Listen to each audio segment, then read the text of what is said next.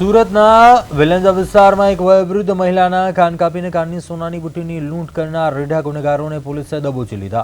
Surat crime બ્રાન્ચે આ કેસમાં કડક કાર્યવાહી કરી સુરેન્દ્રનગરના સાયલા અને મોરબીના માળિયા મિયાણા ખાતેથી 2 આરોપીઓની ધરપકડ કરી છે। ઝડપાયેલા આરોપીઓમાં ઋતિક સંજયભાઈ કાવિથિયા અને કાજલબેન જોગિન્દ્ર શર્મા નામની મહિલાનો સમાવેશ થાય છે। આરોપી પાસે પૈસા ન હોવાથી તે રિક્ષા લઈને સુરત આવ્યો હતો અને અહીં વયોવૃદ્ધ મહિલા રિક્ષામાં બેસતા જ તેમની સોનાની બુટ્ટી નિર્દયતાથી ખેંચી લીધી હતી, જેથી વૃદ્ધાના કાનમાં ગંભીર ઈજા થઈ હતી।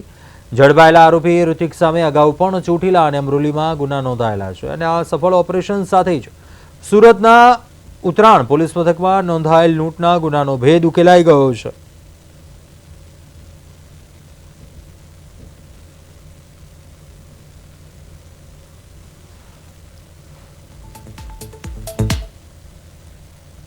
સુરતના ઉત્તરાણ પોલીસ સ્ટેશન વિસ્તારમાં વેલંજા સર્કલથી કેટેલાઇઝર સ્કૂલ તરફ જવાના રોડ પર એક માજીને રિક્ષામાં બેસાડીને ભાઈ અને બેન સાથે જઈ રહ્યા હતા।